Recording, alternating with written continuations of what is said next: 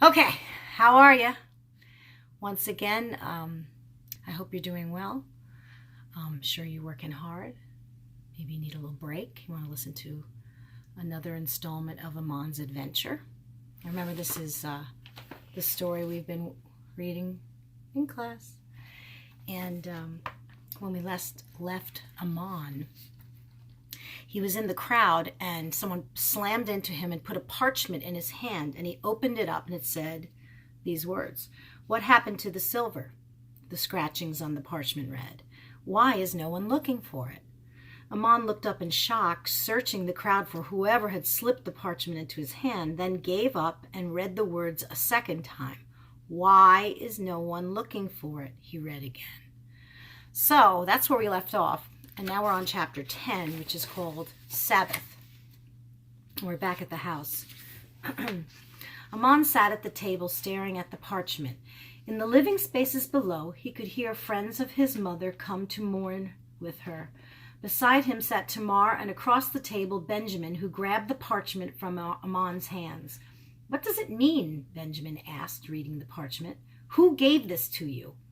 "It means someone wants me to know something," Amon said, "but can't tell me directly. They want me to figure it out." "Who?" Tamar asked. Amon shook his head. "I do not know." He stood and went to the chest in the corner of the room and opened it. Inside were pieces of parchment covered with Amon's drawings and writings, copies of his musical compositions, poems, and some versions of many of his inventions, including Gamaliel's wind machine, all neatly arranged by topic. He pulled out a quill and a blank piece of parchment and carried them to the table. There he drew out a chart of everything they knew so far. The merchant Sisera took his money to the treasury during the first watch, he said, drawing a circle and labeling it Sisera Deposit. He drew another circle. In the morning, Sisera returned and discovered his money missing, he said. Convinced that merchant was telling the truth, the question is, what happened between those two circles? Who stole the money? "Oh, I understand," Benjamin said. "The note, they're saying, if your father stole the money, then where is it?" Benjamin said, "Why is no one searching for it?" "Indeed," Amon said, "this is what the writer of the note meant. Unless," Tamar said, "unless they already know the money is not there because they know someone else took it." The three friends stared at each other in silence. After a few minutes, Amon said, "That would mean—" Oh, he could not finish the thought. So fearful was it. Tamar understood and simply nodded. Benjamin looked back and forth between his two friends. What? What? Instead of answering, Amon took a deep breath and said, "I must speak with my father." Benjamin looked at Amon like he had just announced that he would soon give birth. "Your father's in prison," he said, "in Antonia. You can't get in there." "Perhaps not," Amon said, his mind considering the possibilities. "But perhaps there is a way. Come, we must see my mother." As the three friends descended the stairs to the lower portion of the house, they saw that it was filled with women, most of them crying, several of them trying to comfort Amon's mother. He saw on the table several bowls of food and knew at once that the women had brought them their Sabbath meals for the day, a kind gesture freeing his mother from the burden of cooking so many meals on that day of sorrow. A woman was not allowed to cook on the Sabbath, and so she always prepared 2 sets of meals the day before. Amon found his mother amidst the crowd and pulled her aside. "Mother," he said, "did you not tell me your own father was held in the fortress of Antonia?" Tabitha nodded. "Yes, he was, and that you went there to speak to him." "Yes, that is true. The priest Zechariah took me." "Well, how did you get in?" Instantly, Tabitha knew what her son was up to. "Oh, no, Amon, you must not try. I never spoke to my father there, because he had been moved before I arrived. But that was 30 years ago, and now Antonia is much more fortified." Amon was careful with his next words. "But I believe I know a way in," he said, "and I must speak with my father." He told her his plan, but she brought up a concern that he hadn't thought of. Are you sure? Sorry, I lost my place. Are you sure that will not be a desecration of the temple? Amon thought for a moment. He didn't think it was a desecration of the temple. But he decided in matters like this, it was best to be sure. After all, one wrong move in the temple and you can get killed. I will seek the counsel of Saul, Amon said, and his mother nodded in agreement.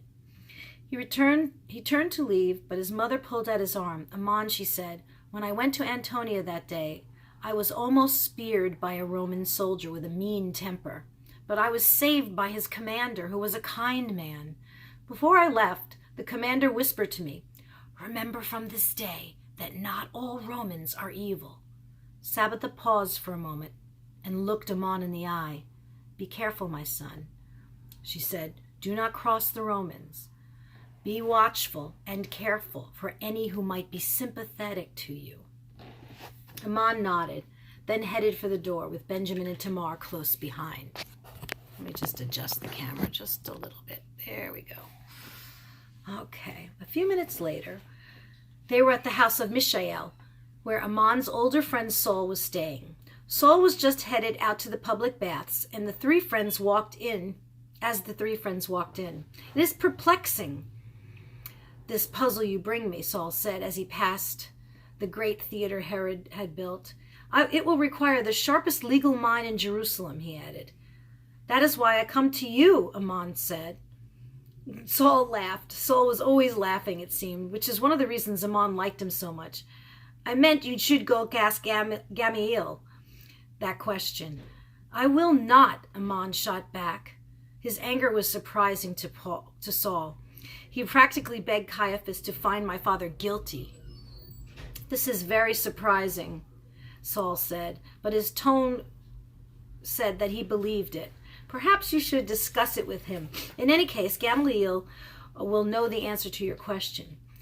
Amon pouted for a few minutes, then decided that helping his father was more important than being angry with his teacher. So he decided he would go. Good, Saul said, but before you do, there is something I must tell you. Amon was curious as Saul leaned over to whisper in his ear.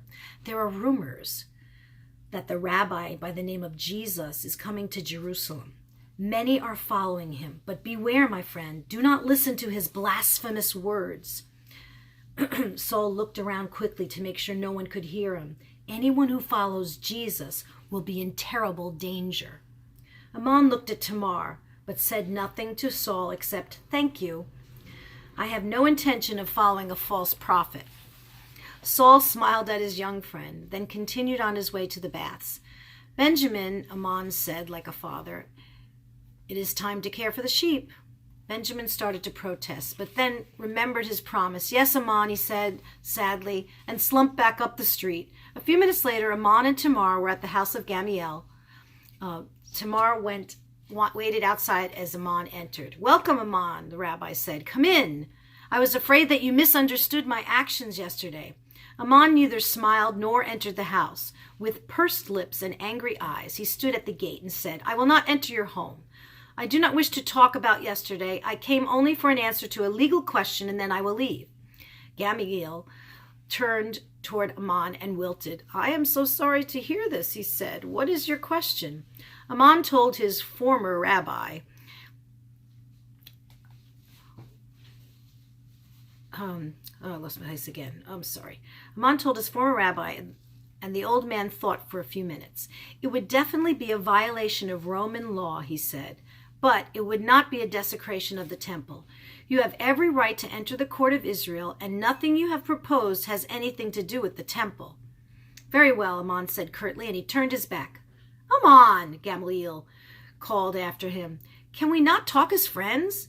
But Amon walked away. The sun was getting low in the sky, and Amon did not have time to carry out his plan. It would have to wait till after the Sabbath, though he wondered if God would really care if he had to save his father's life on a holy day. Best not to take any chances, he said. As he turned up the street to his house, Amon heard the distant sound of the shofar, a trumpet made of the horn of a ram, being played by a priest atop the temple. It was the call to the Sabbath prayer. And Amon quickened his pace. No work could be done on the Sabbath. Amon knew that, and included walking long distances. Amon and Tamar arrived back at the house just as the sun slipped behind the western wall of the city. "Glory to God, you are home," Tabitha gushed, handing Amon his prayer shawl and his head covering. "I was afraid you'd be late for the Sabbath." "I watched the progress of the sun for him," Tamar said, grinning, "to be sure we were not late." Tabitha handed her son a scroll of parchment, and Amon acted as if it were a red-hot rock. "Why do you give me this?" he shouted. "Amon," his mother said to him quietly, "you are the man of the house now. You must perform the duties of the father." Amon felt panic grow in his chest. "But I am not the father," he said. "I do not know—" Tabitha stopped him with one finger. "You know all that you must know. Come now, the meal is ready. Jaden is prepared to take the role of the eldest son." With halting steps and a pounding heart, Amon stepped over to the head of the table. He gulped once, then twice, and then looked around at the faces gathered there. The Sabbath ritual was a most sacred and serious thing, and he felt completely inadequate to lead it. To his right stood his younger brother Jaden, who looked as serious as Amon felt. Finally, with a nod from his mother, Jaden spoke the words reserved for the eldest son. "Brother," he began, changing from the usual opening of father, "why is it that we honor God on this day?" Amon gulped down a big swallow of nerves. Then, for the first time in his life, he held his hands over the ceremonial cup of wine and began the ritual that only Jewish men were allowed to lead.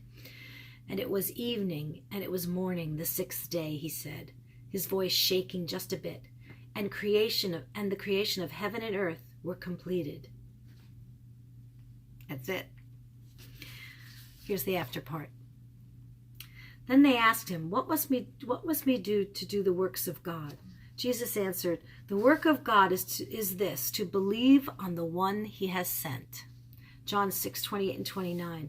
Amon is nervous, having to do something he's never done before, especially a spiritual thing in front of other people. You and I would probably feel the same way.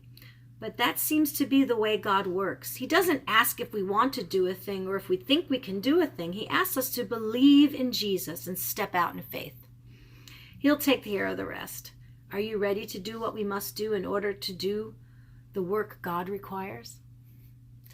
So, hope you're having a nice afternoon, and I'll be in touch. Bye.